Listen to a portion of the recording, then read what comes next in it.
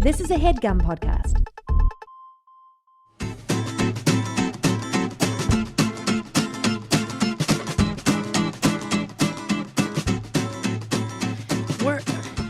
The day I realized I was a Soul Coughing fan, to the point where I was like, I need more records and I want to know more about them. Was that a song? I need more records and I want to know more about them. I went on their website, and their website said, welcome to soulcoughing.com. As of 3 days ago, we are no longer a band. We cannot stand each other. Wait, when did you do this? This is like 1990. Oh, okay. I thought you were saying recently. I thought you were saying you did this recently. Nope. This was like back. Okay. Did that bum you out? Yeah. I was like, I want to go to a concert. Yeah. I need to see these guys do it. I want to use that song Circles in a time travel movie. You know someday. what that song's about, man? Oh, shit. No, You going to drop some knowledge on me? No, it's great. Oh, it's good. It is great. It's all good stuff. It's all good, like interesting. Okay, I didn't want you to be like it's about a sex pervert. That's the only thing you didn't want me to say. Please don't say that it's a about sex pervert. Dangerous sex pervert, and they like him, and they're singing about how cool he is. It's a dangerous. It's called Ode to that one sex pervert. Predator. Sex pervert who predator. wasn't that bad of a guy. How many songs are there about sex pervert predators? I hope there's exactly 0 songs. Tell me what Circles is about. It's I can't remember, but there's very specific references. There's this house in no, because I'm gonna try to reach for facts and they're all gonna be wrong. Languishing, right? There's this house built in Languishing. Okay. By this woman who like went crazy in the house or something like that. Right. And she built corners to trap ghosts. Right. I know I'm butchering this story, and I'm so sorry. I know exactly what you're talking about, but I'm going to keep you going so I can hear your version of it. This is the idiot version, though. I can't wait. So what happened was, so she lived with all these ghosts. Yes. And she was like, I got to build staircases to nowhere to trap these ghosts. Which is a great Led Zeppelin song. Staircases to nowhere. We're getting a little confused here. Wait, okay, keep going. That's all I remember. Okay, so I apologize. You're gonna have to tell me how you got to that again. How I got to that place where the woman built places for ghosts. That's what the song is about. Oh, that's what this song's about? Yeah, that's the only thing we were talking about. Oh no. What, is there a problem? You just got a phone call, and then you said, oh no, that's the last thing. Hang on, I'm just sending a text really quick. God. We're in the middle of a popcast. I'm sorry. Listen. Okay, because I have something very interesting to say. Okay. First of all, that's fucking awesome. Right? Because I love the Winchester Mansion. Winchester Mansion. Yeah. The Winchester, and also known as the Winchester Mystery House. And by the way, the song that's playing right now is the Soul Coughing Circles song. Yes. It's actually called Circle. This was the first and pretty much, not only, but that's the like first their song. hit. Yeah, that was on like MTV and back in the day. Yeah. 93, 4. The reason why we even got to this is because before I was rolling, we were talking about a song called Rolling. I was singing Rolling. Which is on this record. Yeah, and the reason why I was singing that is because Mike is rolling on a camera. Yeah. Not drugs, Not you dumb drugs. perverts. It took you too long to say that. Threw me under the bus, incidentally. There's another song by Soul Coughing called Rolling, which I'll play in a second, too. I believe it's called Roll In. I hate to nitpick. It looks like it says Rolling over here. It's probably rolling then. And that's my mistake. Dude, the Winchester Mystery House, the Winchester Mansion, is a wonderful, scary place. Mm-hmm. And it really is. It was this woman. And do you know the story, the backstory? Obviously you don't, or you would have said it. Everything I said was me fumbling through what knew. I know. Okay, so the man that made the Winchester rifle, that is his house. That's his house. Okay. And his widow, when her husband died, went kind of crazy and decided that everybody that had ever been killed by a Winchester rifle was going to haunt her for the rest of her life. And so she decided to build places for them to go in her home. Places for them to hang out. Okay. And so that's it. That's the story. That's great. And I've been there.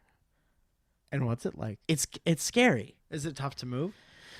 Well, the thing about it is they can't. You're not really allowed to like wander around because it's like it was a real house. Yeah. Now it's just this kind of like tourist trap, or dare I say, landmark? Is it a landmark? I think so. You know what? There's a song about it. I'm gonna pull it up. You're very excited about it. Winchester House. Here we go. I'm gonna pull up a little Wikipedia about it. Walkie Paderp. Wakey Partium. So it is a real house, so that you can't just like, go knocking on doors. You can't go walking up doorways. Can't go knocking on doors. Can't go knocking on doors. Won't be waiting for you. There's a ghost behind there. So you can't. Somebody lives there. You can't. Well, just go I don't in. think somebody lives there, but I think it's like a. It's at least a little museum. Yes. Yeah. Yeah. It's kind of a little tourist trap. Sure. And now, though, I might be wrong about this, but I've heard recently they've opened it up for you to like stay there. Oh, no way. Like a hotel. Yeah. My goodness. When I went, I actually went with Owen. Owen and I went. Remind me. He's the one that is here every day. Go on.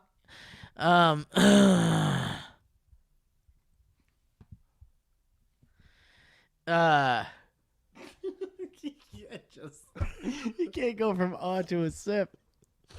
That's too much. That's much too but much. I wanted a sip. I get it. And I didn't want to wait. Do whatever you want.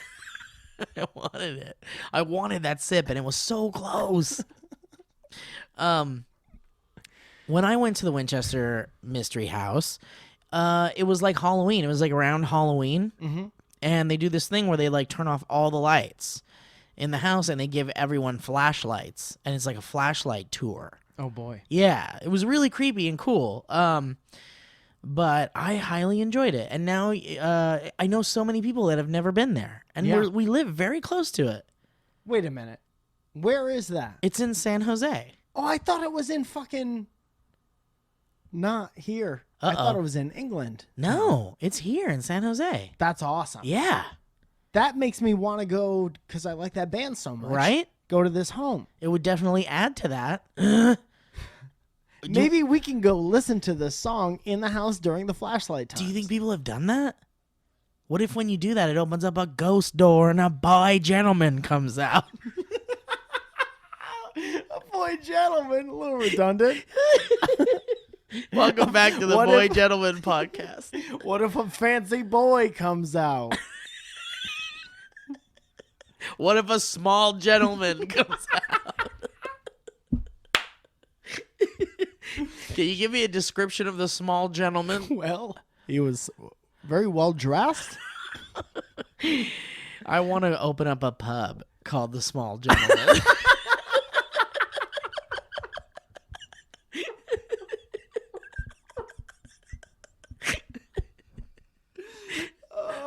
Can I do that?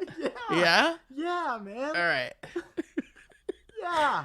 Yeah. Make sure the stools. You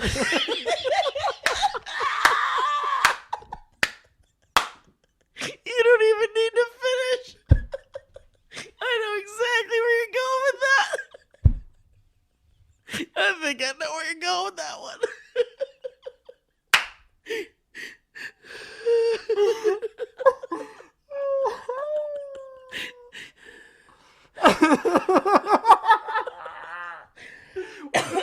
Welcome to Small Gentlemen. Inside the Small Gentleman, Yeah. you can order a boy gentleman. It's a drink on the menu.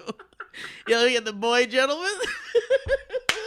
It's a round of boys for the guys. A round of boys for the guys. What do you guys think? Round of boys? You guys thinking about getting some boys? You got. I mean, the guys are gonna get some boys after work today. I hate the end of this bit. I hate it. Yeah, it's no good. Oh my goodness. I would go to that place. You would go to the Winchester Mystery House? Yeah. It's a little scary, man. What if when you said opens up a door to like a ghost door? Yeah. What if it opens up some sort of portal? I immediately thought of Beetlejuice. Me too. That's what I was thinking of. Interesting. Because it is. They do make it. When was the last time you saw Beetlejuice? I try to watch it every couple of years. Okay. Like on a certain day. Well, Beetle I've got Day. a reminder set for every couple of years. It's tells me to watch Beetlejuice. Beetlejuice has been a must-have in my collection for a very long time. Sure. It's just one of my favorites. It's a good movie, so Yeah. I own it. Right. So you don't watch every movie you own all the time. No. Dude, I used to own it because I taped it on a VHS off of HBO. Right. That's okay. Are you sure? Yes. Okay. But I've never had it on DVD. And I've always looked for DVDs, and I was bummed out that they didn't have any like extra features or anything like that. They would have like the trailer and the movie. Yeah. That was the old days of DVDs. Yeah. This Blu-ray disc I have ain't no joke. It's got all sorts of stuff. I wasn't going to call it a joke. What does it have?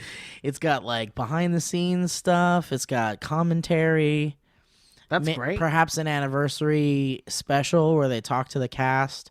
That's crazy. Does it have the cartoon by any chance? Oh, dude, there are new versions of Beetlejuice you can buy that comes with 2 episodes of the cartoon. That's good. Yeah, that's a great plan. Dude, I saw I don't even know what we're talking about by this point. Yeah. But we're just going to keep going. Let's go, man. The Very train's dynamic going. Banter. Train's going. I saw, and tell me if you remember this, because we have a lot of parallels in our life. We remember the same things vividly. Yeah.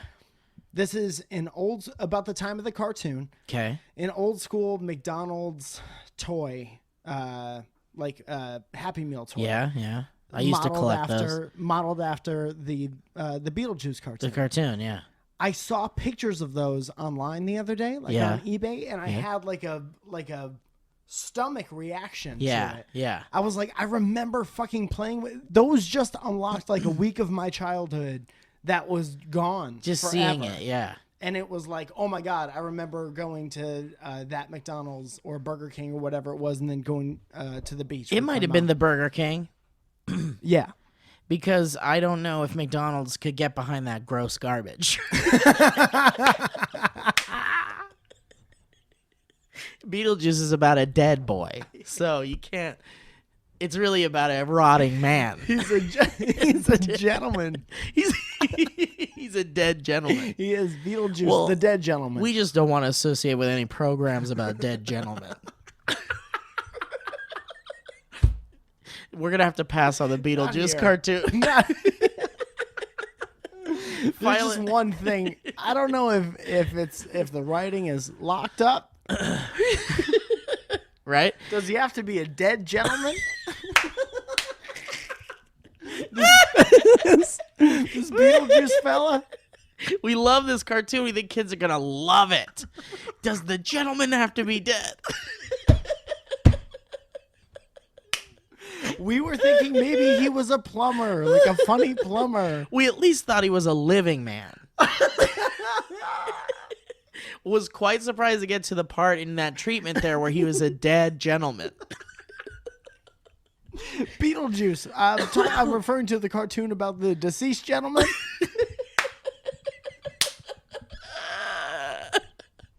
Listen.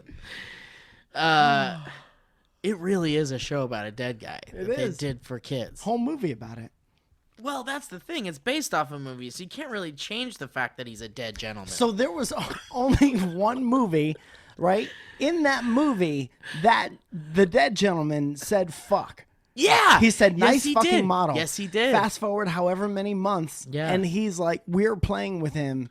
And a toy meal. Yeah. In a meal for children. And watching his cartoon on Saturday morning. He didn't happen to say that in the cartoon, did he? No, I'm just saying. He didn't say fuck in the cartoon? That's weird, isn't it? It is weird. That was like an adult thing that was Yeah. made for kids. Yeah. I think there are Predator toys. And the Predator murders people. Yes. So there's a lot of weird shit out there, I think it. Yeah. I just, that just kind of dawned on me. I loved Beetlejuice so much. And my parents were never like, I don't know if you could watch this. You know what's funny about that cartoon, though? What? You know, did you ever think about why it didn't look like Beetlejuice? Like why the animated Beetlejuice didn't look like Beetlejuice? Because Beetlejuice was a live-action man.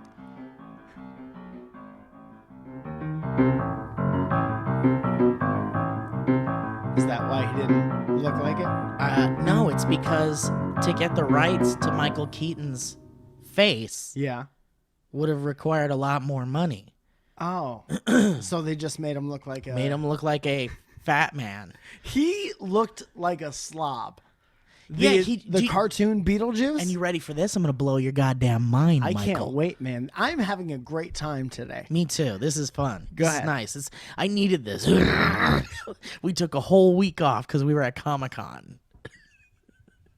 And it was tough. I realize my voice is gone a lot.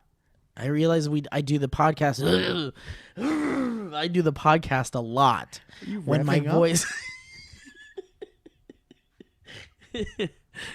I do the podcast a lot with my voice nearly gone, and I realize like that's it's almost an embarrassing problem to have, but it turns out it's just because I'm a loud bastard. When you say it's an embarrassing problem, like a bunch of like high school bullies are gonna come and be like, listen to this guy With his voice always gone. must have been yelling a bunch. I just don't want people to think I'm sick. Hey guys, let's all throw shit at this guy. His voice is almost gone. I'm gonna blow your mind. Ready? Go ahead. The voice of Beetlejuice from the cartoon. The voice of Homer Simpson. from The No Simpsons. way, really? Yeah. Dan Castellaneta or something. Is that how you say it? Castellaneta. Dan Castellaneta. He gets his haircut where Zola used to work. No way. Yep. That's so cool. Sam and Monica. And it all came full circle. Trick question, he's bald. Yes. But he does have hair on the side. That he gets worked on. He gets worked on professionally. The Winchester Mystery House is a mansion in San Jose, California, which was once the personal residence of Sarah Winchester, a widow of gun magnate William Wirt Winchester.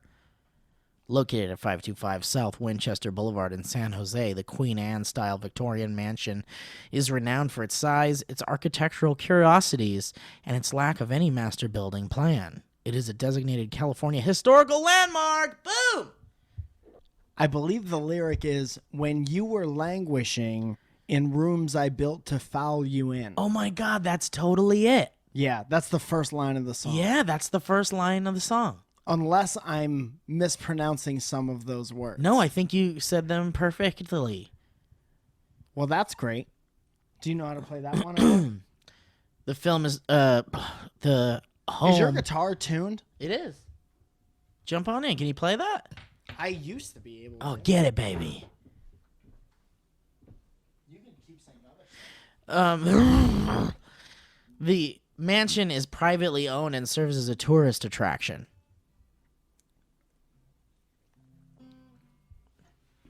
Oh, you gave up? Why'd you give up? I was waiting for it. Because you forgot. I was wrong. You forgot how to play it. Yeah. Mostly. It's not in tune, as it were. I'm sorry. That's okay. I also think it's a weird tuning and a bunch of other excuses. I don't remember how to Ever play. since the construction commenced in 1884, the property and mansion were claimed by many, including Winchester herself, to be haunted by the ghosts of those killed with Winchester's rifles. Under Winchester's day-to-day guidance, it's from the ground-up construction proceeded around the clock, by some accounts without interruption until her death on September 5th, 1922, at which time work immediately ceased. Sarah Winchester's biographer, however, claims that Winchester, quote, routinely dismissed workers for months at a time to take rest as I might, and notes that this flies in the face of claims by today's Mystery House proprietors that work at the ranch was ceaseless for 38 years.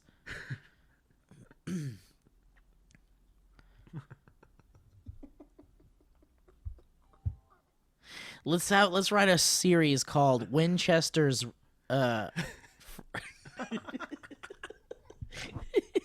Everybody Loves Winchester. Or like we can come up with a good name, but here's the premise of the show. It's a 3-camera sitcom, laugh track. We got an audience, and it's the Winchester Mansion. It takes place in the Winchester Mansion. Yeah, and they've got the set has all the stairways that go to nowhere and stuff, and it's all about like the woman living Sarah with Winchester with all the ghosts. That's good. How many ghosts we talking? Ooh, so many ghosts. You can bring in every ghost. Every famous Hollywood ghost. We can see if every ghost is available. We could get Hollywood on it. Who was the dead gentleman? Let's get some of those famous dead gentlemen in there. That's the corporate writer's room. We got to get the dead gentleman, the deceased. What was his name? I think what we're going to need to do is we're going to need to get every ghost in that program. Patrick Swayze's ghost. Ghost dad. Stick him in the corner. The ghost of Bernie of Weekend Dad. Because he had to have a ghost. He's dead. Yeah. Slimer. Casper. Danny. Don't recall that gentleman. You don't remember Danny the ghost? You don't remember that? Was that before or after Casper?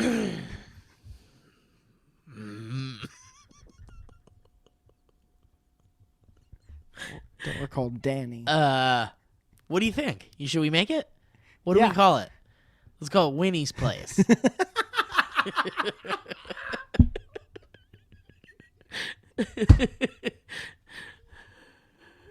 Yeah. Yeah? That's perfect. Winnie's Place? Yeah. Yeah. I like it. Well, but her last name is Winchester. So it's, we could call it Sarah's Place. Hey, can I have a word with you, Mrs. W? Is that the neighbor? That's one of them. Or that's one of the ghosts? That's one of the ghosts. Are they just coming in and out constantly? Every friend can play a ghost on that show. All the friends. That's true. Wait, we should really write that. Rachel, Chandler, all of them. All the friends. What were you saying? We should write this down? Yeah. We're recording this on a podcast. Yeah, but we should go back and listen to it and write it on paper. Okay. And then we can type it up into an email and send it to somebody. Ourselves.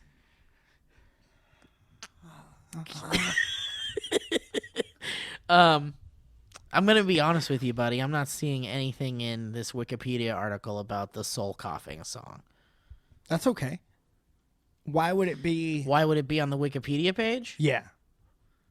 Because that's an interesting fact, wouldn't you say? Yeah, but it wouldn't be on the house's Wikipedia page.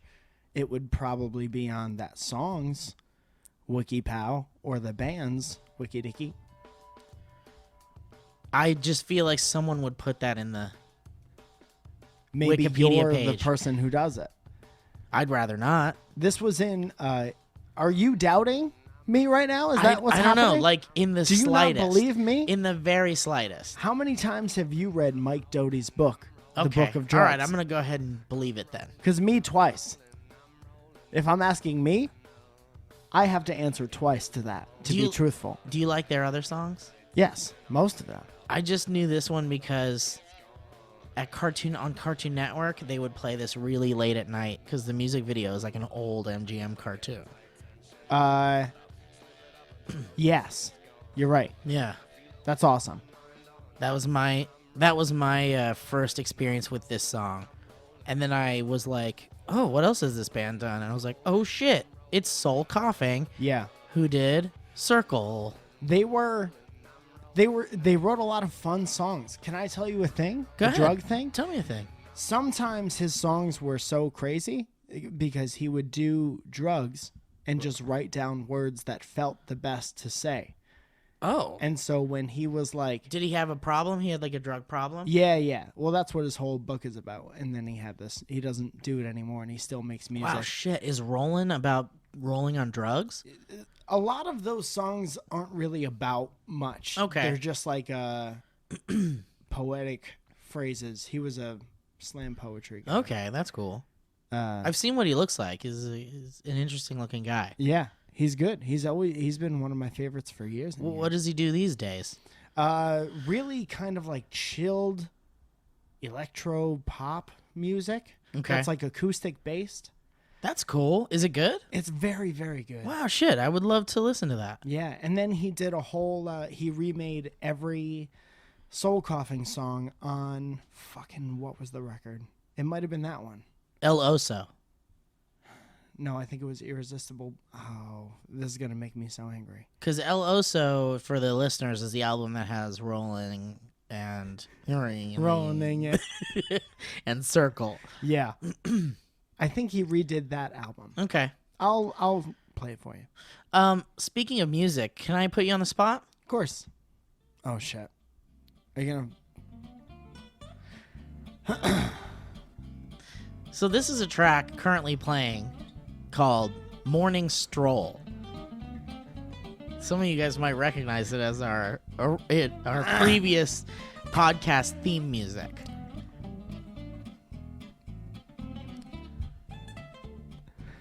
But something happened. You don't like it at all, even a little bit. That's okay. That's totally okay. Yeah. I'm just reminding you. So you don't like that track at all No. because you've heard it a million times. Yeah. I've never heard that track in my life. All right, so that's why I chose it. And I'm just putting it out there Yes. that like I've never heard that track, and I thought it was like a fun, lively track to start our podcast off. Yeah. I have zero preference for it.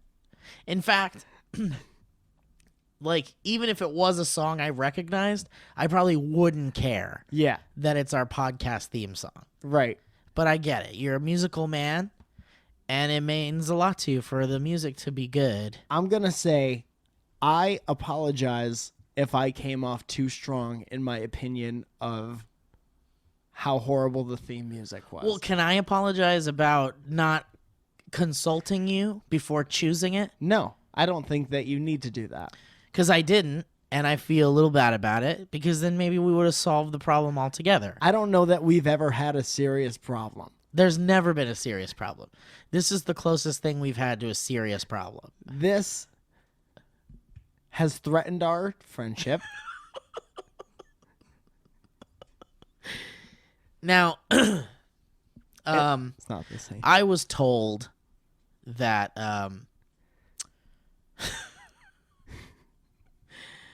that's the type of music. That type of music is definitely heard before. I've heard that type of music Yeah. before, and yes, I have heard that type of music before. I've heard tracks similar to it, Yeah. but not that exact track. And I think that's your problem with it, not the style of the track. Right. Just the actual track is something you hear way too much. Yes. Okay. Just so we're clearing that up for no particular reason. I will tell you this. I like the song. I like the skiffle nature that it has. Right, but you don't like that you hear it. You've heard it a million times and other things. I would like our show to sound like our show totally.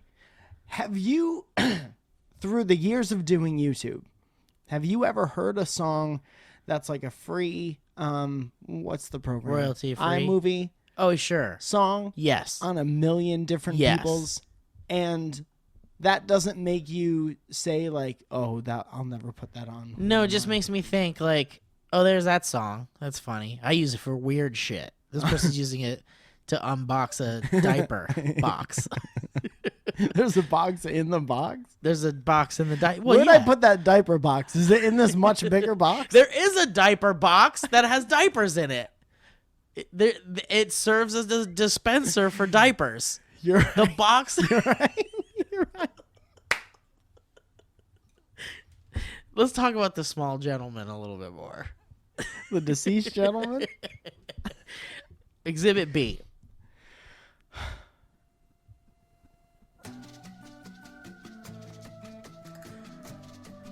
This is the new one. This is the new theme music. Yeah.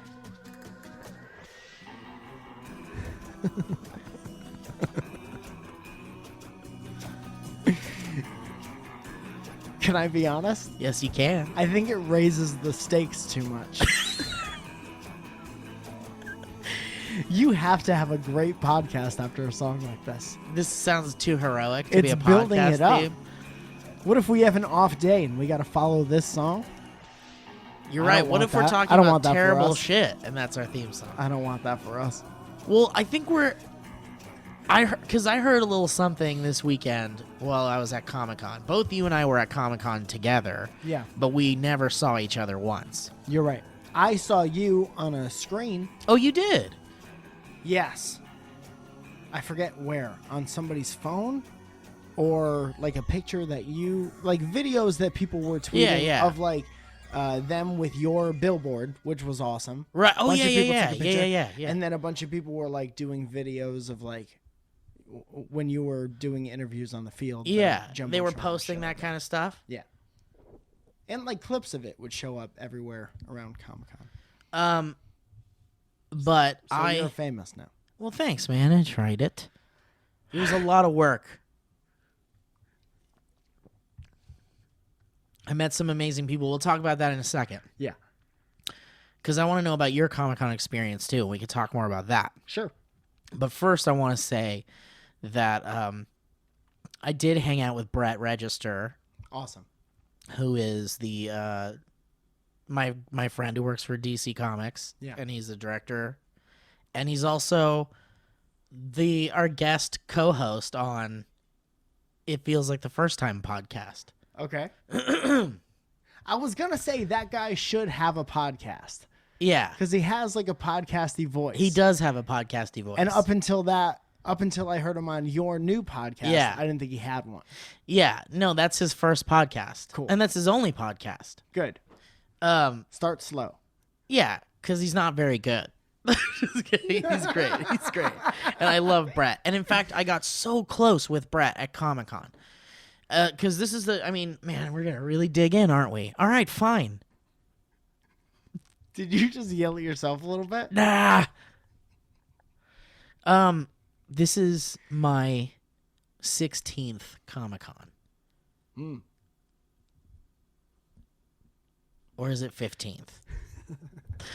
It's one of those. Like I would know. This is going to be easy math, and I'm embarrassed because I don't know. Take the number of years you went, Yeah. total them up. Hold on, let me write this down. What if I start writing down all the words you said? How do you spell total them up? Is this one of them toll 'em up situations? Wait, so I got all the years in my head, now I total them up? I know what year I was born. Do I toll 'em up? Oh man, I just got my paycheck and I gotta pay some bills. What is this? One of them toll 'em up situations? Oh my goodness. I was at Comic-Con this weekend, just surrounded by people. Try to count them so I can total them up. Lost count.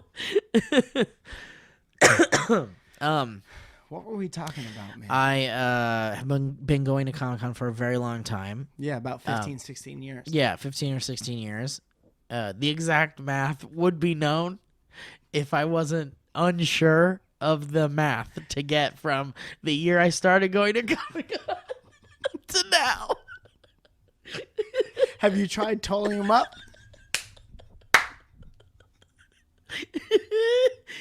Can you spell that? No. Um, Sleep.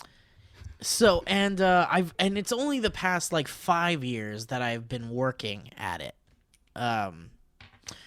and because I would go as a fan. I've been going as a fan for most of the time, but these past 5 years I've been working, and I've been doing stuff for SourceFed Nerd, and I do stuff with Skybound, and I've done some stuff with like Nickelodeon and Kids WB, stuff like that. This year I did some stuff with Comic-Con HQ, which is the network I'm with, where you can see my show Mostly Harmless. But it was so much work that I didn't have time to do anything. You didn't see anything? I got to see the exhibit floor, which is what I love very much. Did you go when everyone was there? Or did I had like an hour or two tops a day to go check out the exhibit floor. Oh, each day. Yeah. So like right after we wrapped, I would go to the convention center. You all would freestyle and then go to the Yes, exactly, after the wrap off.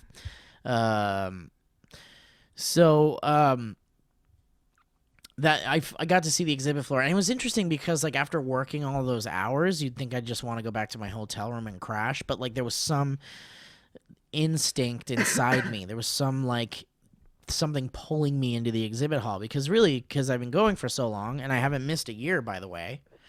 I just love Comic-Con, and whenever I'm working at Comic-Con, I'm always like, man, I wish I wasn't working so I could be walking around and having fun. And this year was no different. And then some years I'll be walking around and having fun, and then I'll be like, man, why aren't I working? I feel like this is a waste of a Comic-Con. Never happy. Right? But it's like working Comic-Con has kind of like taken the fun out of Comic-Con a little bit. So it took its toll on me this year. Mm-hmm. And because this year I was invited to more parties than ever before, and I know more people than ever before, and people who all go to Comic-Con and who are all partying and having a great time, and I had to suffer through all the texts that were like, you fucking asshole, why aren't you here, you piece of shit, and stuff like that, from people who are real good friends. Yeah. And I had to endure all the just having to sleep because I had to get up early every fucking day for call time for this Comic-Con thing. Not even like, did you get a good rap party or no? I didn't get a chance to do anything. There was a party for all of the crew and the Comic-Con HQ people, but but you're better than those people? I just couldn't. I couldn't. Because I knew that it was just killer to be doing this, and it was so stressful to do this, that if I had added any extra hanging out time or doing extracurricular things, it would have like really fucked me for the next day. Yeah. So I had a chance to walk around, and it like instantly energized me to go into that exhibit hall. Because it really is in there where you feel like, man, this is Comic-Con. That's the part of Comic-Con that hasn't changed. Yeah. The flea market part. The flea market part, yeah. But I mean, there are definitely way more people in there than ever before. It's kind of a madhouse. It's too much. It's a lot. I thank God I wanted to see one thing. And one thing only. I saw that thing twice. And I wasn't like, I kind of looked around a little bit, but very quickly was like, nope, all set. Too much. So you weren't in there for very long? Not really. Maybe an hour each time. We'll talk about that. I want to get to your experience at Comic-Con too. I wasn't trying to BoJack your story. Oh no, I wanted the Horseman. I love it. I enjoy it. Next time I'll give you the Horseman. I enjoy it. But I enjoy walking around the convention center, even if it's crowded. Mm-hmm. And I think it doesn't. I think other people don't. People that I'm close to. There are some people that aren't into it. They don't like which part? The whole walking around in there for hours, for 2 hours. Okay. And I get it because it's insane in there, but it really makes me feel like a kid again to be in there. Yeah. And it just makes me feel really good, and that's really all I wanted. The parties and stuff, it sucked to not be able to go to that, but But going into the exhibit hall is really where the joy came from. So I got to do that, so that was nice. But the whole rest of the time was just work. But there was a time I would actually consistently get dinner with Brett and his lovely wife Jamie and their kid Mason. Sorry, I almost said Madison. That's okay. Can they change it? And then Bree. They should change it now that I've said it that way. Madison. I was just start calling him Madison. Madison Register? That's a great name. It's like you birthed a rich kid. Madison Register. I present. That's what the doctor says. The award the doctor for has a best trumpet. human. Burr, burr, burr, burr. Madison Register. Do, do, boo, It's also a good drunk person's name, a drunk person to say. Madison Register. Madison Register. Anyway. And then I was over there, and she's not even over Ted's house. She's over there at Madison Register's house. I can't even find her all day night. Has you guys seen this girl? Her name is Madison Register. So, I had dinner with them every evening, and it was very lovely to hang out with Brett. Brett is a great guy, I'm realizing. Yeah. He's a very, very good person, and he's very talented. He's very funny, and I want to spend more time with that man. I think we need to spend more time with that man. You're talking about him like he listens to this podcast. I'm talking about him like he doesn't listen to this podcast, because I think it's, you know, you don't really want to say that kind of thing to someone that you know is going to be listening. That's just something nice I want to say. Don't get too about close with him because then he'll listen to this, and that's weird. Maybe you're right. I'll listen. I want you to know that I think he's a great guy and he's really funny, and I like having him around. Yeah, but I don't maybe I disagree should with any of that. pull it back if he's around. I'm just saying, if I was Bradberson Register and I was listening to this podcast and I heard all these nice, gushy things about me, and I had only met this person maybe a handful of times, Yeah. I'd be like, uh-oh, the too much alarm is going off. And Really? It's deafening. Try this. Okay. I like it. It's fun. Go ahead and try it. Give it in there. There it goes. Isn't that nice? It's very satisfying. Yeah, it's nice. Anyway, I was walking around with Brett. Brad is his brother. Sorry. Brett. I was walking with Brett. And he asked me if you and I had spoken yet about the new theme music. Yeah. And we had not. And I said we had not. Yeah. And he was like, well, I talked to him about it. I asked him about it. Yeah. And I was like, oh, what did he say? And Brett said that you said, I'm going to try to quote him. Brett apparently said to you, have you heard the new theme music for the podcast? And you said yes. And then he said, well, what do you think about it? And you said, I don't have time to talk about that right now. Let's talk about that another time. Is that true? Is that what you said? That sounds exactly like something I would say. Let's talk about it another time. Or something like that. Listen, Brett. Okay. I don't have time to talk about that right now. Yes. What's I do up, remember man? saying that. So now we have time, you and I, to talk about it. Yeah. What are your thoughts? You think it's just too intense? I did. This is definitely music you've never heard. I'm finding that. Yeah, I like that. It has to be, because I found it from a place that's very strange. All right. Like, what's strange about it? It's from a artist that I love who did a video game when I was a boy, a gentleman boy, a boy gentleman. When you were a boy gentleman. The game was called The Neverhood. Okay. And it was like a claymation game. And this artist named Terry S. Taylor did it. And he's a very strange artist. But anyway, they just made a new game recently that was made by the guy that did The Neverhood. And it's called... The Sometimes Hood. Oh, shit. Armacrog. Wow, where did I pull that from? Wow, the brain's amazing, isn't it? 15 or 16 years. Yeah. Oh, you told him up. Anyway, it's called Armacrog, and He did the music for that as well, and that's what this track is from. Okay. From a thing called Armacrog. Was Want to there hear a some other ones? specific? Sure. Was there a specific reason you chose that? Well, I Or wanted just something because that, you knew that I wouldn't have heard it? Well, I wanted something that was a little high energy and something that you'd never heard, yeah. Great. Because I wanted to respect your strange Hold on. dislike What is this? of familiar tunes. It's not strange. It's I'll not be the strange to have a first- dislike of familiar tunes. Yes. I do not think it's strange. I get it. You're right. It's because you've heard it in too many things and you don't want it in a thing that you're making. Yeah. I get that. I take too much pride in the thing that we have. I think that's a good. And I respect that, and I appreciate it too. This track was a potential other intro for our show. I like this one. This is kind of a mixture between the two. It is. You like it? Yeah. Real skiffily. Yeah, it's nice. It's a little hopping. Do you guys like it? And then here's another one. You ready? Got some choices here.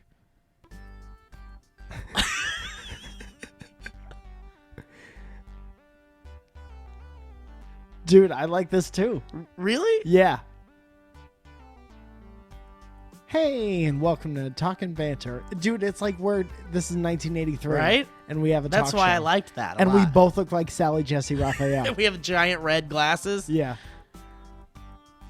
Hey, on the show is the owner of the arcade. So that was that. Here's another choice. No way. You're not into that one, huh? No, not even a little bit. Why is that? I just think of water exploding. You've never heard that one before. Geysers going off. What about this one?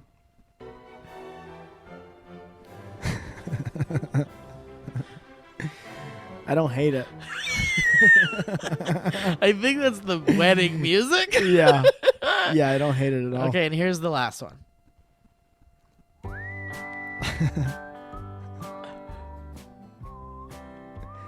Hi again. Days turned into night, and that's how you know it's time for dynamic banter. With Mike Falzone I'm Mike. and Steve Zaragoza. Over here's my buddy Steve Zaragoza. How you doing there, Mike? I'm all right. It was warm as heck today, wasn't it? Woo, doggy flop. I did it, and now I know it. Did you go out there and do what needed to be done? I went on down out there and down out there. I went out down out there. Now, your cousin told me that you had to go into town today. Yeah. How's that? Well, I went down. I was getting into my truck, and I was going to go downtown. I heard that. And that little Thompson boy came walking up. And he was like, "Yay, Steve, you going into town?" That does sound like that little Johnson gentleman. Thanks, boys. So I said, "Yeah, I'm going to town. You want to come on with it?" And he says, "Yeah, I'm going to come out to town." So we got in my truck and we drove to town. That's nice. Yeah. What'd you get in town? I had some screws. You just had them with you, or?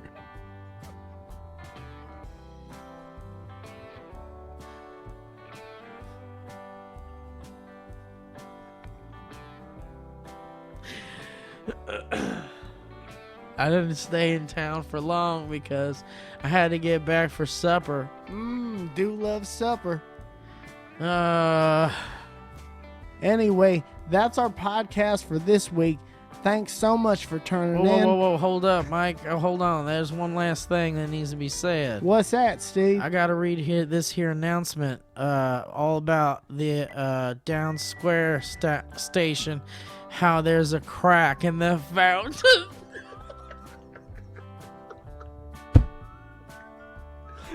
Once again, that's the AP News.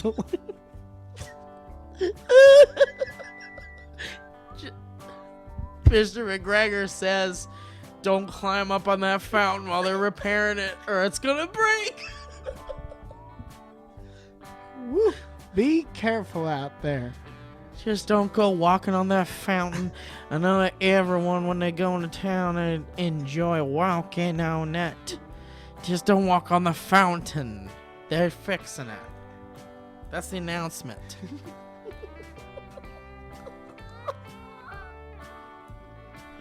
Till next time, this is Dynamic Whoa. Hold on, Mike. One more announcement real quick. What's going on? Is the wind picking up again? Yeah. You heard him. Wind advisory. Humphrey's sick tree is no longer a safe place to hang out. Oh, what happened?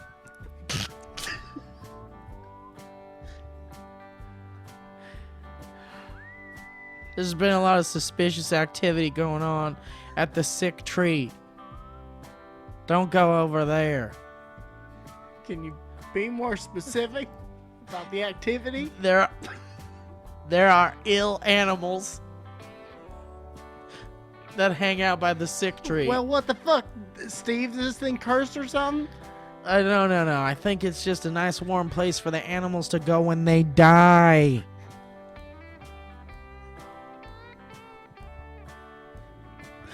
Never thought that old tree that way. It's not safe to be around dying animals. You know, now that I think about all my fondest memories of that tree, there sure were a lot of dead animals around. All the time. It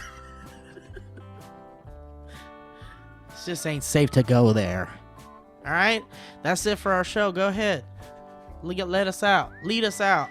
Let me out.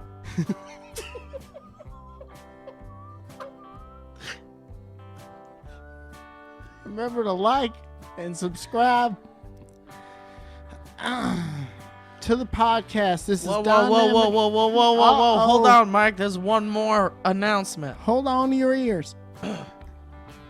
Jenny says there's some bad apples at the market. Don't buy them.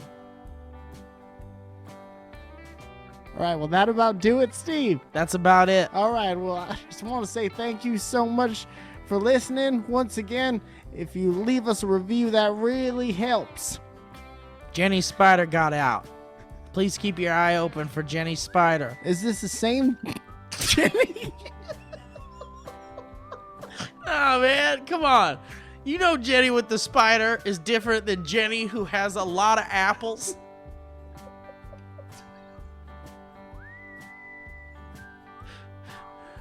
Come on. That's the end of this one. So that'll do it for us. This is Dynamic Banter with Mike and Steve. Signing off. You got anything to say, Steve? That wouldn't have been good music for our podcast. That's no good.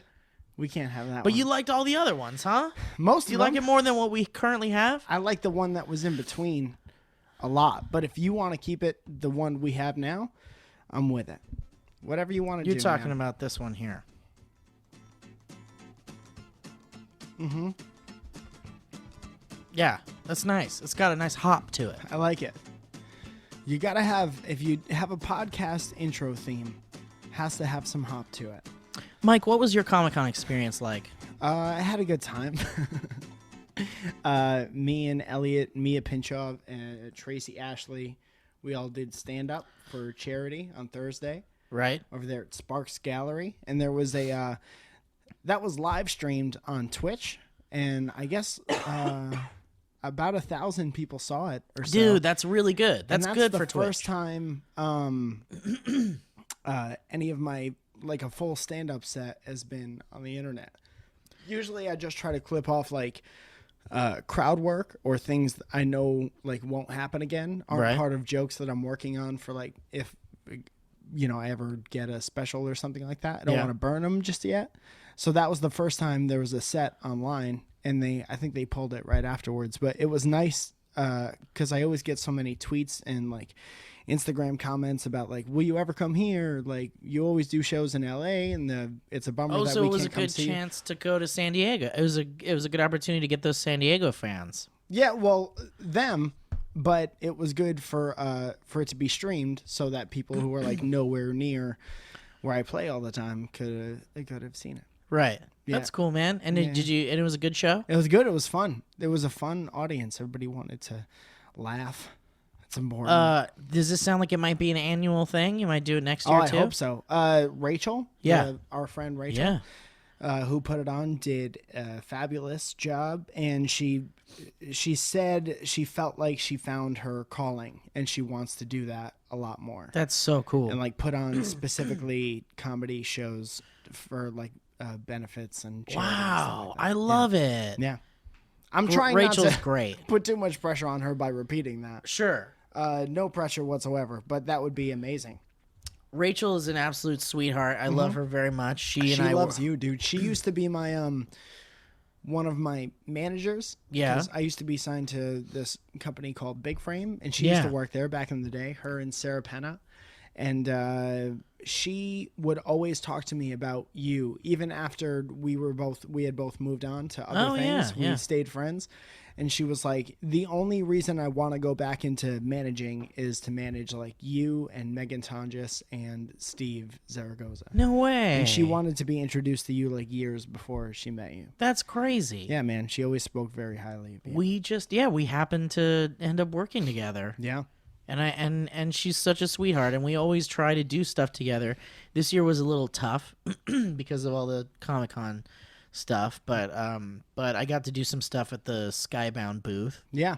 And she always loads me up with swag, and she's such a sweetheart because she knows I love all that garbage. Yeah, man. Not to say that the Especially, swag like, was Walking garbage. Dead. No. Everybody knows what you're saying. It's all good stuff. Like Yeah. it's all good stuff. Saga stuff, Walking Dead stuff. I got a foam sword. good. What else about your experience? Did you enjoy and then it? I hosted 2 shows on Right. their live stream because they did a live stream for a couple days straight, and that's okay. And there were shows broken up into like half-hour segments, and I had one was like an unboxing show, and I unboxed a bunch of things that I had no prior knowledge of, and I had to act like maybe I was an expert at those things. Oh, that's fun. But And it was kind all of fun. comedy, all jokes. Oh, but it wasn't meant to. I was supposed to know what I was talking about. Okay. And I did didn't. you? It was comedy for me because I did not. And then I hosted a couple episodes of another show called Critical Miss, which is I play old board games from like the 70s Oh yeah, you were and telling me 80s. about that. Yeah, and so I played them with a bunch of guests, and most of them were cool. That's awesome. Yeah, some real weird games. I Yeah. played Star Trek, the board game, Yeah. and it was like 1979. How was it? Reading the instructions took up most of the time. Oh no. And then I gave up and I started making up rules And because it was like take the capacitor to the flight deck and then fly around the star system, aligning the 2-star system, and then you're the guy. How do you do that? Yeah, exactly. Were there little toys? Yes, small And toys. those didn't work out. It was just boring and bad. What kind of stuff did you unbox? A bunch of Walking Dead figurines, Oh, cool. some Saga stuff, some Outcast stuff, but mostly there's a new Lucille. Yeah. That's 34 inches, Oh, I saw that which is the bat that Negan uses in Walking Dead. in Walking Dead. Yeah. There's a new Negan figure that comes with a Glen that has a little bashed-in head from Yeah. comics. Spoiler alert. Oops. And It's in the comic. It's fine. yeah, it came out several years ago. And other stuff like that. Lion Cat, that's from Saga. Lion Cat. Yeah. The statue. Yep. I got one of those. Yeah, there you go. I haven't opened it yet, but I got it. So that was one. And That's they came fun. out with a bunch of new Super Fight cards, but we didn't talk about those. Okay. Didn't we help write the newest batch? We sure did.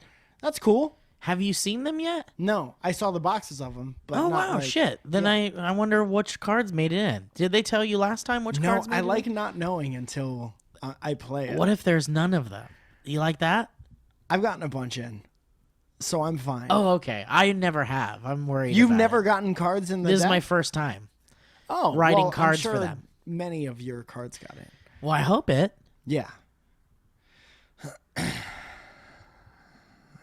Anything else you want to say about Comic-Con? Would you go to Comic-Con if you weren't working? I don't think so.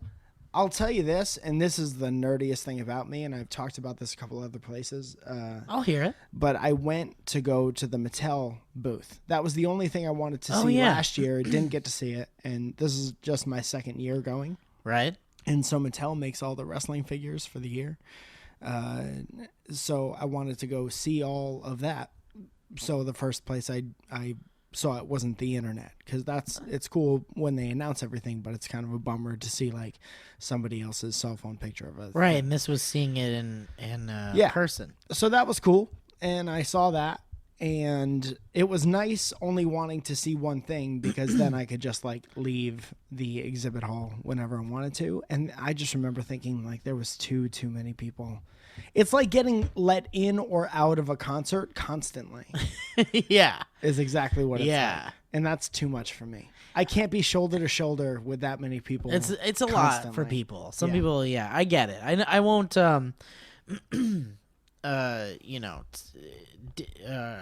rain on your parade about that. Is that the proper way to do that? No. I won't give any shit for that, because I get it. I Yeah. get that it's like because it is very packed, but there's something calming and fun about that to me. There's when I saw what I wanted to see for the first time, I got like little boy bubble guts. Right, isn't that great? And then I saw wrestlers that you got to talk to. Oh, you saw them there at the booth? Yeah, but they you had to buy a ticket to get a signed thing or whatever. Right. Dude, okay, let me back up. They released an exclusive figure there. Right. And the wrestling figure that they released was this guy called the Shockmaster, who the only thing he's famous for was botching an interview in 1993. No way. He was somebody's mystery tag team partner, and he was supposed to make this entrance during an interview segment by breaking through the sheetrock wall, and then that was his big entrance. Okay. But he got halfway through the wall. They were like, the Shockmaster! And he got halfway through the wall, and fireworks went off, and he tripped over the wall, and his helmet that was used to conceal his identity rolled off. And everyone knew who he was, and it was like the biggest blown surprise. Wait, it happened live? Yeah. Yes. 1993. You could look it up. I think on YouTube it's like best botch in wrestling history. No way. So as a joke, as an exclusive, they came out with a wrestling figure of this guy. So coming through the wall? Yes, and I ended up getting 2 of them, which was awesome. That's awesome. So that was my like little boy moment, buying this like thing that was exclusive to this fucking thing event. It was awesome. And then he was there signing them. That actual guy? Yeah. And did you get it signed? No, because you had to buy a to get ticket to buy ticket. all them. Right, But right. even being that close, and like Xavier Woods is another wrestler who recognized me from VidCon. He like came up and hugged me while I was on the phone to somebody else, and I was like, "What the fuck is happening?" So it was just a really fun moment. Yeah, it was great. Me and Elliot, and this is not to get too meta, but this is a very like, I don't know how this is gonna sound, but it's a very appreciative thing, and I'm sure you've gone through similar things, if not this weekend. Me and Elliot had a bunch of moments that were like, we're here and somebody's paying for us to be here and paying us to be here because they think we're funny. And like we're doing stand up at this event that people from all over the world go to. And like we're at this really fancy hotel for a couple days, and like people are paying for us to eat, and there's like parties that we're being invited to. Yeah. And we felt very fortunate, and there was a lot of like, what the fuck is going on type Like, thing. what did we do to deserve this? When you never think that you're good enough, right.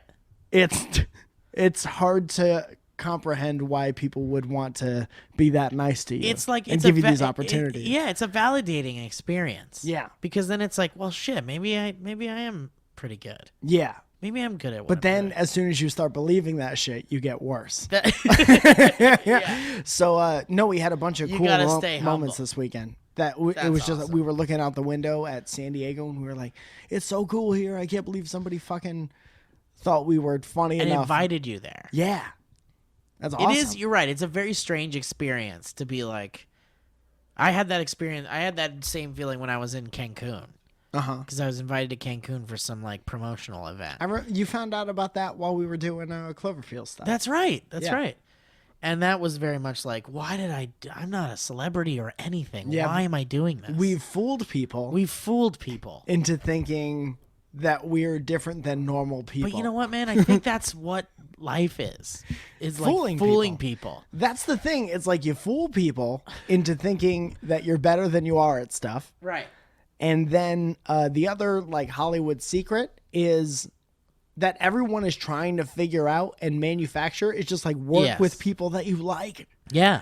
And like and hope that they're nice people, and hope they're good people. Yes. Well, know that they're good people before you do it. Yeah. You meet all the douches through all these other jobs. Yeah. And then eventually what you figure out is like, oh, I only want to make stuff with my friends as much as possible. Right. Dude, I had a big moment like that on the drive home from San Diego with Bree.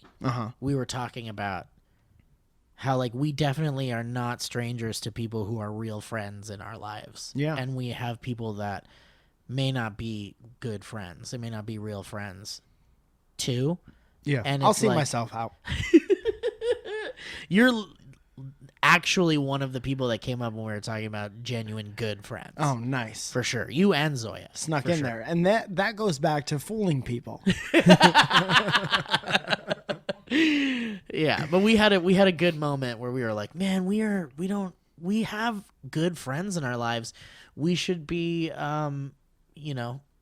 spending more time with those types of people. Yeah. And not the other types. You know what's interesting, and what I'm going to sound old, but I think this comes with age. Yeah. It's like your tolerance for dramatic and weird shit. Yeah. Maybe not weird shit, but definitely dramatic in the friend realm. Yes. It lowers drastically. Oh, yes. I have a zero tolerance when it comes to like, if I think this person's like playing games or like doing something to get a reaction, or doing anything other than just being totally honest with you at all times, I'm like, oh, then we just won't hang out anymore. And that's totally okay. Yeah. And that's actually like good.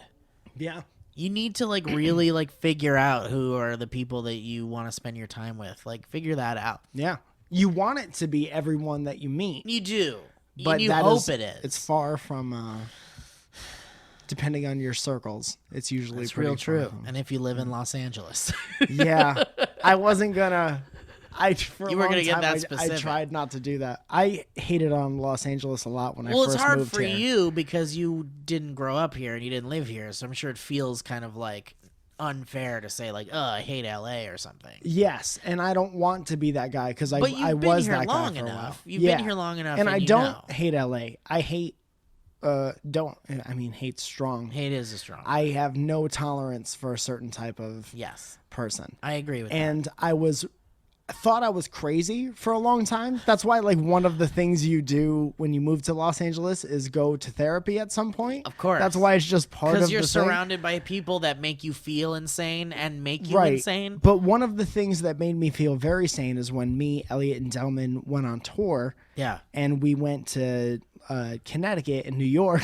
Right. They were like, you could just tell that people like mean what they say. Yes. And that people are very honest and upfront.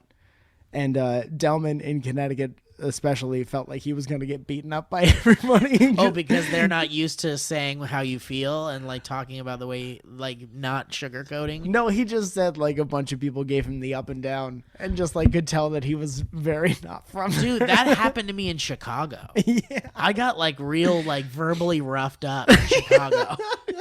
And I was like, oh man, I'm a nice guy. I don't think this should be happening. Yeah. I didn't like ask for this. Yeah, Chicago's what was that, do you think? Chicago's a tough place. Is that a Pokemon? Chicago's a tough place. Yeah. It's a little rough. Yeah. Lil Ruff is my favorite rapper. Lil Scruff McGruff? Lil Ruff. All right. Well, you feel good? Yeah. You feel good about this one? We're pretty deep into this podcast that we do. So maybe Thank you for getting us to number 23 on the podcast comedy charts. Yeah, guys, we got to number 23. That's like a big deal. That's insane. It's a big deal. And we're almost, or I think we're above between this podcast and the last podcast we did that had like 18 episodes. Yeah. We're over like 500,000 listens. Is that true? Yeah. So thank you. Wow, I guess that means something, huh? Yeah, that means it's It means that people are actually listening to this. Yeah. I think I don't think about that. Do you think about that? When I saw the thing at 22, Yeah. I was like, that's too high. Right? And I was Because, like, what are we even talking about here? and I don't know. And we don't do like the things that you're supposed to do. No, when we're doing when you say podcasts like wrong. rate and review. That's too. People are always like, how do YouTube videos make it to the top or whatever? That's how podcasts make it to the top. And so every podcast you hear, and it's not a shameful thing, and I'm not against it, they say like rate and review. And we don't do that every time. And we don't do that. So I don't know how we get on any type of thing. I just think that that's very kind and nice for these people who are listening to this to do that. Yeah. To get that there. Yeah. Thank you for listening and doing stuff. Yeah. And why don't you rate and review our podcast? Why don't you? I'm not really down for saying that. All right. I've got a history road queued up here. I can't wait. This is from someone here named Michaela Ralph. She has a woman's first name and a man's first name. And here's how it goes. It says, "Hello to my favorite little boys. My name is Mickey. I live in London, England, and I work as a freelance graphic designer in TV and film." Can I ask a question before we get too deep? Yeah. If you know that she's from London, England, do you think it's worth it to do the rest in an accent? Ooh. It's a lot of pressure.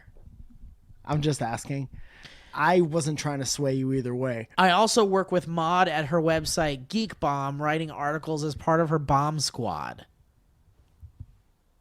Tonight, I wanted to take you down my history road to the first job in television that I ever got. It's the story of how I seriously almost ruined my entire career before it had even begun at a dinner party I wasn't even supposed to be at. Heads up, it's a long one.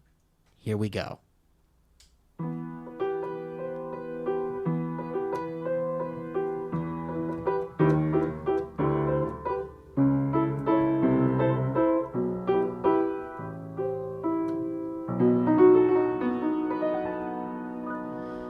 I was walking on air. I had just landed on the beautiful French Caribbean island of Guadeloupe, and I was headed to what would be my home for the next 7 months. I had been flown out there for the first ever television gig, and was completely filled with and disbelief. How the heck did I land this job in the first place?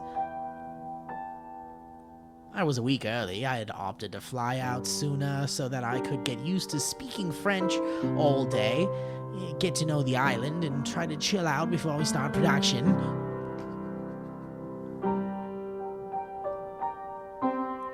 Because I was so early, there was almost no other crew living on the island yet. Only heads of departments, HODs. There was this series director, the producer, the line producer, 3 executive producers, the DOP, and the production designer. So basically every single incredibly important person was there, plus me.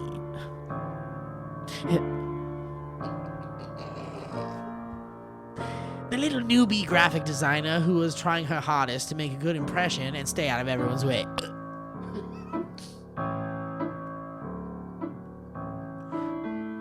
In the lobby of the hotel, I bumped into the production designer. He graciously, and mostly out of pity, invited me out to dinner that night with the HODs. They were going to celebrate the beginning of the show and discuss important shit that I totally wasn't supposed to be privy to. Out of instant reflex and a little bit of fear, I said yes and cursed myself as I went upstairs to my hotel room to get ready. I cannot reiterate more that I should not have been attending this dinner. I had no experience brushing shoulders with the likes of these kinds of important people, my bosses, my future employers. They had my tiny blossoming career in their big scary hands, and I was convinced I was going to say something terrible and embarrassing and wrong. Let alone the fact that I had to find the strength to eat in front of all of them, universally the most awkward thing to do in front of people you don't know. This was totally new territory, and I was vastly unprepared. I agreed with myself that I would say as little as possible to lower that risk and practice keeping my mouth shut in the mirror as I put on my makeup. I I get to the dinner and the production designer introduces me to everyone, and I nervously sit down. I was sat across the table from the producer, who seemed very nice, but not that interested in my presence. To be honest, I didn't blame him at all. I shouldn't have been there, and I wasn't important enough to really be on his radar. So I kept the promise to myself and kept my mouth shut as much as I possibly could, only opening it a little to fork some food in and closing it back up tightly afterwards. I need you to understand how nervous I was. I was real nervous and uncomfortable and couldn't wait for it to be over. I don't know about you boys, but when I get like that, it's very easy for me to get nervous giggles, which then develop into uncontrollable belly laughs. Now, I know you might now be able to see where this is going, and trust me, this isn't going to end quite how you think it will. Now, for the life of me, I can't remember who said what, or even what was said, but something got me. Something tickled my funny bones so severely and so quickly that I instantly lost all control of my body. My tightly shut mouth turned into a vacuum-powered cannon, and I spat a piece of lettuce clear across the table as if that alone wasn't bad enough. The wet bit of lettuce flew through the air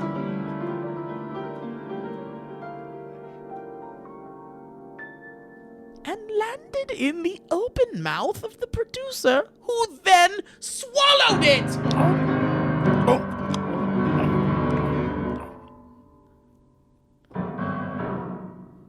I shit you not, I physically spat food across a table of my bosses into the open mouth of the most important man at the table. He spent the whole next 10 minutes gagging and spitting. The whole rest of the table went silent, and they all stared wide-eyed at me as if I started to laugh As I started to laugh / sob uncontrollably out of pure shock. I made peace with the gods and patiently waited for death to carry me away. It was the worst moment of my life. Hands down. If this sounds far-fetched or exaggerated, I have 6 to 7 reputable HODs who can corroborate that this actually real-life fucking happened to me and to the producer.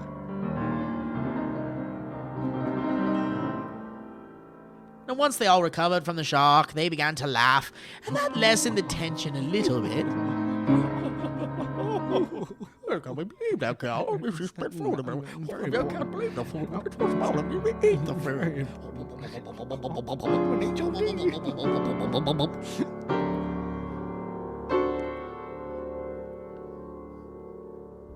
I tried to calm down, but it honestly took me a few weeks to fully bounce back after that. I was prepared to pack my bags and go home and forget all about my lifelong dream of working in show business. I toughed it out and finished the show and still can't believe I survived. Since then, that producer and I have become very close friends. We've worked together many times over the last 6 years, and I even designed his wedding invitations and orders of ceremony for his nuptials last year.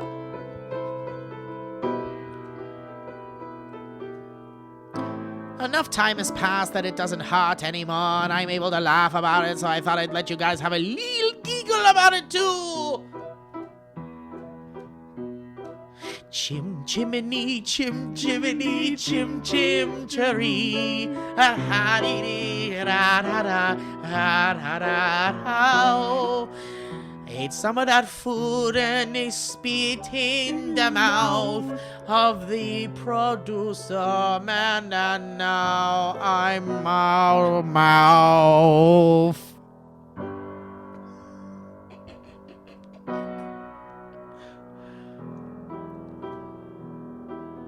I've yet to hear a worse first impression story. Ha ha ha, I dare you to find one.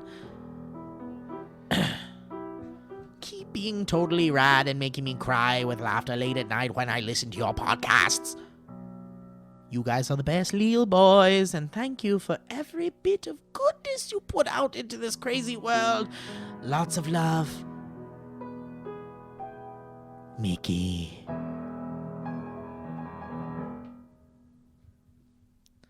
Thanks for joining us this week on Dynamic Banter. My name is Mike.